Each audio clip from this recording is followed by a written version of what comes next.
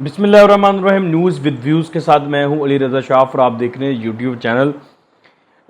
NAB court نے اسحاق ڈار صاحب کو سرخرو کر دیا ہے، آپ یوں کہہ سکتے ہیں۔ اسحاق ڈار صاحب کی واپسی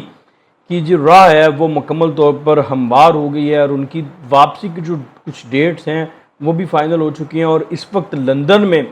کیا چل رہا ہے اور اسحاق ڈار صاحب کی جو واپسی ہے وہ کس طرح سے ہوئی ہے، اس کے اوپر ہم بات کریں گے۔ سب سے امپورٹنٹ بات میں آپ کو یہاں پہ بتاتا ہوں کہ مسلم لیگ نون میں ایک نئے وزیر اعظم کا نام بھی چل رہا ہے۔ وہ کیا ہے، یہ ساری سٹوری کیا ہے،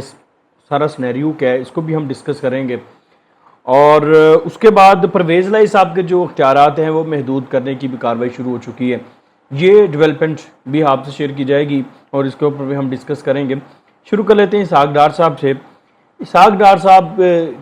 پہ جو کیس تھا، پہلے تو ہم اس کو ڈسکس کرتے ہیں۔ اسحاق ڈار پر کیس یہ تھا کہ انہوں نے اپنی ٹیکس جو ریٹرنز تھے ان کی وہ جمع نہیں کروائی تھی، یہ کیس ان کے اوپر بنایا گیا تھا۔ جبکہ اسحاق ڈار صاحب کا یہ موقف تھا کہ میں نے زندگی میں 20 منٹ بھی اپنی ٹیکس ریٹرنز جو ہیں وہ تاخیر سے جمع نہیں کروائی، ٹھیک ہے۔ میں نے بر وقت یہ تمام کام کرتا رہا ہوں، کیونکہ میں خود ایک چارٹرڈ اکاؤنٹنٹ ہوں، میری یہ فیلڈ ہے اور مجھے اس کی نوعیت کا پتہ ہے، تو اس لیے میں ان تمام چیزوں میں کبھی تاخیر نہیں کرتا تھا۔ لیکن چونکہ اس وقت جب یہ سارا معاملہ چل رہا تھا پینما کے بعد، جب میاں نواز شریف صاحب کے اقتدار سے نکالا،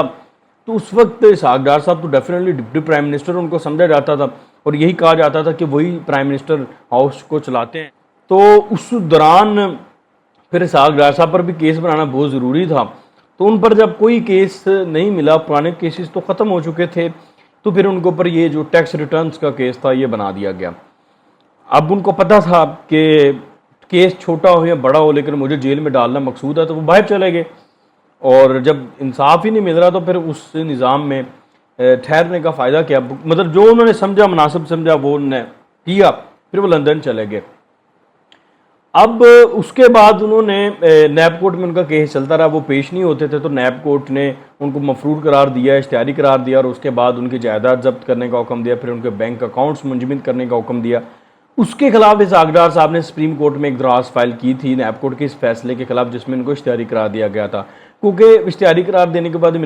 جب اسحاق ڈار صاحب کی جو گرفتاری تھی اس کی وجہ مل گئی تھی نیب کو، تو اس فیصلے کے خلاف وہ گئے سپریم کورٹ میں درخواست دائر کی، لیکن وہ درخواست سماعت کے لیے مقرر ہی نہیں ہوئی۔ اچھا، اس کے بعد پھر انہوں نے ریسنٹلی اس درخواست کو سماعت کے لیے مقرر کرنے کی درخواست دی، وہ مقرر ہوگی، پھر انہوں نے فوراً اس درخواست کو واپس لے لیا۔ واپس لینے کے پیچھے بھی کئی وجوہات ہیں، وہ کہ بینچ کی تشکیل بھی کہا جاتا ہے کہ جو بینچ تھا اس بینچ سے ان کو انصاف کی امید نہیں تھی اسحاق ڈار صاحب کو، تو اس لیے انہوں نے اس درخواست کو واپس لے لیا۔ اور پھر انہوں نے جو ایک طریقہ ان کے وکلاء نے ان کو بتایا، جو ٹیکنیکل طریقہ تھا، وہ انہوں نے اس کے اوپر عمل کیا، اور وہ طریقہ یہ تھا کہ انہوں نے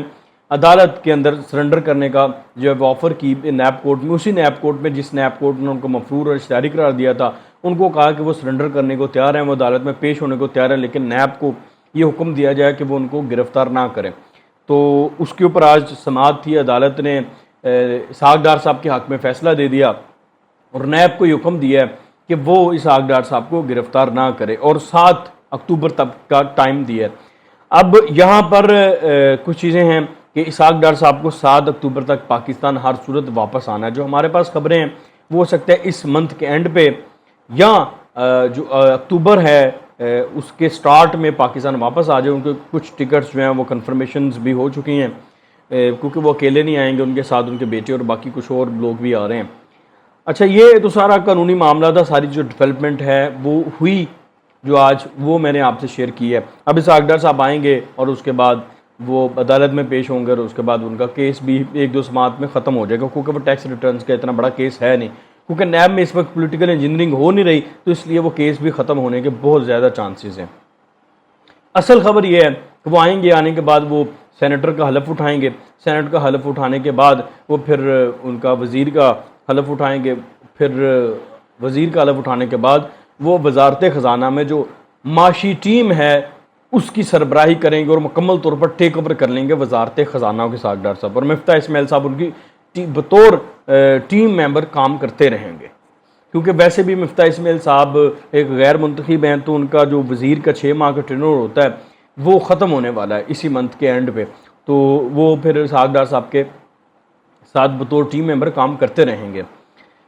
اچھا، یہ ساری ڈیولپمنٹ جو ہوئی ہے اچانک اور اتنی جلدی سے، اس کے پیچھے بھی بہت سی چیزیں ہیں۔ ایک تو اسحاق ڈار صاحب کی جو واپسی ہوئی ہے، اور یہ جو میاں شہباز شریف صاحب کی ریسنٹ میٹنگ ہوئی میاں شہباز شریف صاحب سے، اس میں ساری ڈسکشنز فائنل ہوئیں، اور میاں نواز شریف صاحب نے جو ہے وہ شہباز شریف صاحب کو کہا کہ اسحاق ڈار صاحب اب آج سے جو ہے وہ اب سے پوری جو معاشی ٹیم ہے اس کو ہینڈل کریں گے، ٹیک اوور کریں گے، اور بہت سے معاملات ہیں وہ بھی جو ہے وہ میں براہ راست دیکھوں گا، ایک بات۔ اور دوسرا، اسحاق ڈار صاحب جب بھی گورنمنٹ میں ہوتے ہیں نون لیگ کے ساتھ، تو وہ پھر بطور ڈپٹی پرائم منسٹر ان کو سمجھا جاتا ہے کہ وہ کام کرتے ہیں، یعنی کہ وزارت عظمیٰ کے بہت سی چیزیں جو خزانہ سے ریلیٹڈ ہیں، اور بہت وہ ساری جو ہے وہ ان کے انڈر آ جاتی ہیں، پھر پرائم منسٹر نے ان کو دے دیتے ہیں۔ اس دفعہ بھی یہی کہا جا رہا ہے کہ وہ بطور ڈپٹی پرائم منسٹر ہی کام کریں گے، اور پھر بہت سی چیزیں ہیں جو وہ لندن سے چلیں گی اب، اور میاں شہباز شریف صاحب اس میں مکمل طور پر تعاون کریں گے، اور یہ ٹارگٹ دیا گیا ہے اسحاق ڈار صاحب کو بھی بہت کم وقت کا، کہ اس بہت کم وقت میں انہوں نے بہت سب چیزوں کو بہتر کرنا ہے، اور پبلک کے اندر مسلم لیگ نون کی وہ جو ساکھ تھی اسے دوبارہ بحال کرنا ہے۔ یہ بہت بڑا چیلنج ہے اسحاق ڈار صاحب کے لیے، تو یہ ان کو پورا کرنا ہے۔ تو آئندہ بس ان کی ٹکٹ سب معاملات کنفرم ہے، بس وہ آنے والے ہیں۔ آپ دیکھتے ہیں کہ ڈار کے آنے سے ڈالر کنٹرول ہوتا ہے یا ڈار صاحب ڈالر کے ہاتھوں کنٹرول ہوتے ہیں، یہ اب وقت بتائے گا، کیونکہ چیلنجز بہت زیادہ ہیں ان کے لیے۔ اچھا، اس کے بعد اب ہم دوسری جو خبر تھی اس کی طرف آ جاتے ہیں۔ پرویز لائی صاحب کے جو اختیارات ہیں محدود کرنے کے حوالے سے جو کارروائی ہوئی ہے، جو وہ یہ معاملہ ہے کہ پنجاب کے اندر جو ہے وہ وفاق کے ساتھ ٹکر کا جو سلسلہ ہے وہ بہت ہی شدت اختیار کرتا جا رہا ہے۔ اس سے پہلے وہ جو وفاقی وزراء تھے دو، مریم اورنگزیب صاحبہ اور جوید لطیف صاحب، ان کے خلاف دہشت گردی کا مقدمہ درج کیا گیا، پولیس پر دباؤ ڈال کر آئی جی نے انکار کر دیا تھا۔ پھر سی سی پی او لاہور کو استعمال کیا گیا غلام محمود ڈوگر صاحب کو، اور ان کے ذریعے وہ مقدمہ درج کروایا گیا۔ پھر جب وفاق کے بعد اختیار ہے، وفاق نے ان کو اسٹیبلشمنٹ ڈویژن میں بلا لیا، اسلام آباد بلا لیا، کیونکہ وہ ان کا ایز اے کرندے استعمال ہو رہے تھے حکومت کی انتقامی کارروائی میں۔ تو پنجاب حکومت نے ان کو ریلیز کرنے سے انکار کر دیا، ان کو بھیجنے سے انکار کر دیا۔ اب اس کے بعد غلام محمود ڈوگر صاحب پرویز لائی صاحب کے پاس جا کے ان کے گلے لگ گئے۔ تو ایک تو یہ ٹکر ہو گئی، ٹھیک ہے، وفاق کے جو اختیارات ہیں ان کو چیلنج کیا جا رہا ہے پنجاب کی طرف سے۔ تو اب وفاق اور آگے مزید یہ کر رہے ہیں کہ ایف آئی اے کی جو